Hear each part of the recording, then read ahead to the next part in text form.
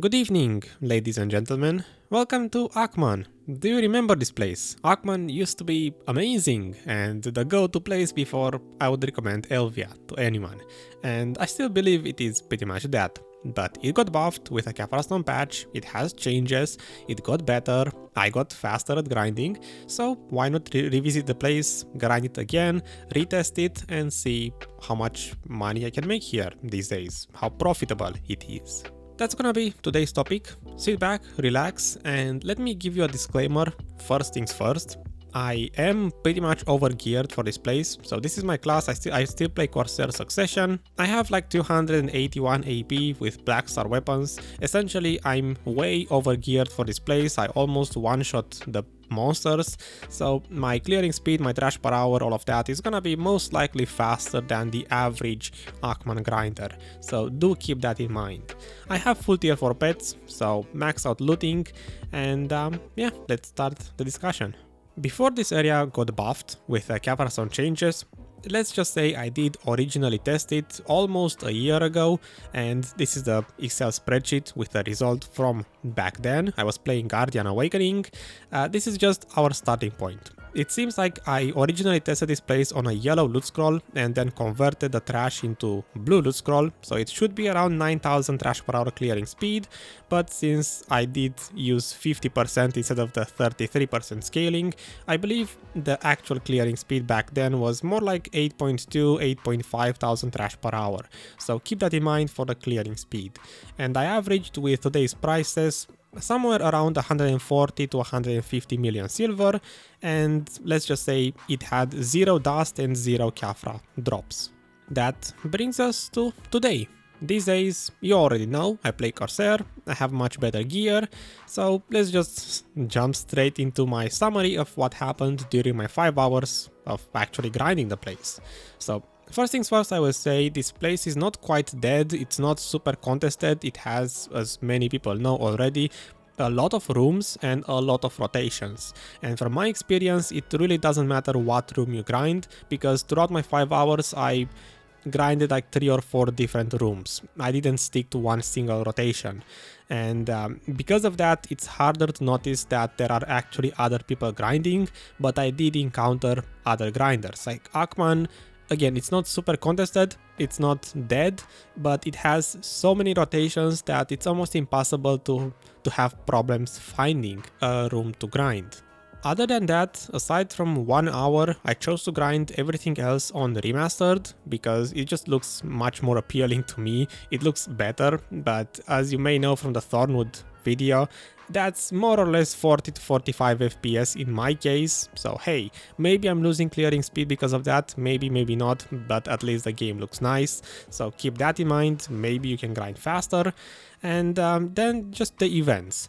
This place, from what I noticed from my brief experience, spawns a lot of Afuarus. Probably every single hour I had at least 5 Afuarus spawned, and from what I noticed, every single Afuaru spawn has a 100% chance to drop you at least 1 Caphra Stone. Every single time I killed an Afuaru, it always dropped a Caphra Stone. Same for the snake event, whatever. You will see it on the screen, I will just put it there. Basically, that's worm snake thingy also has 100% drop rate for Caphra Stone, so you will at least get one of those. So these two events combined, kind of help the drop rate for Caphras, aside from just getting them from the monsters. And that's pretty much it in terms of my experience. Let's just say a very chill 5 hours with no issues whatsoever to grind any room. I chose to pick different rooms just to see if I get big fluctuations in trash per hour, which it wasn't really the case.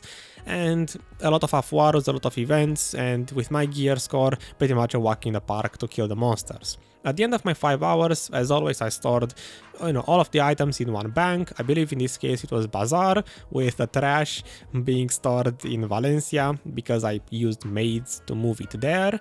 And that's how the final loot table looks like. This is the Excel spreadsheet with a conclusion for today. And no, long story short, 220-ish million silver per hour is what I averaged with today's prices, today's gear, today's Caphra drops, everything, the updated money per hour value. The story goes just like always, picture here with all of the loot, if you wanna visualize it, the biggest difference is just Caphra stones and a bit of dust.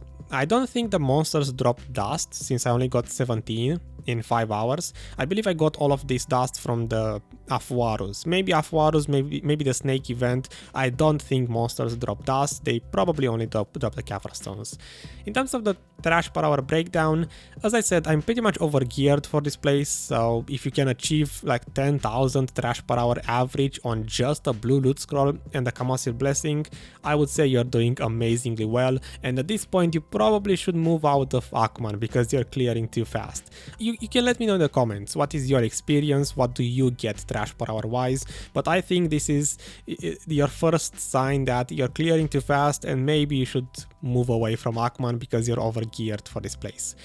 For the Caphra stone breakdown from the 5 hours, it mostly hovered around 25-ish. I had a really bad hour, the first one with 14, but everything else was 20 plus.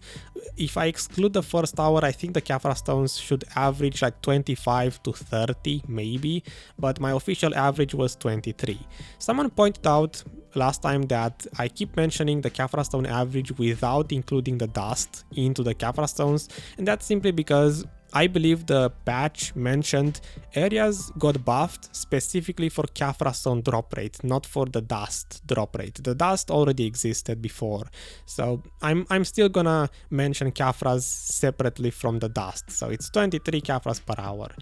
I already said 10,000 trash, the breakdown, the trash loot, the rare items, the Caphras and dust. I dropped one earring. I believe it was in my very last hour, the 5th hour. I managed to get one Tungrad earring in 5 hours.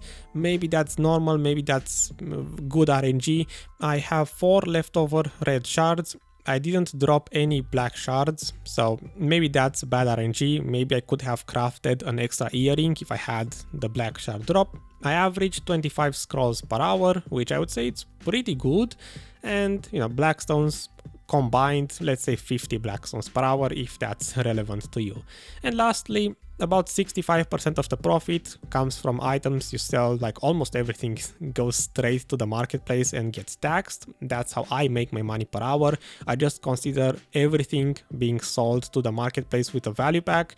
You may choose to keep the Caphras and the dust for yourself. I personally sell it and that's how it's valued.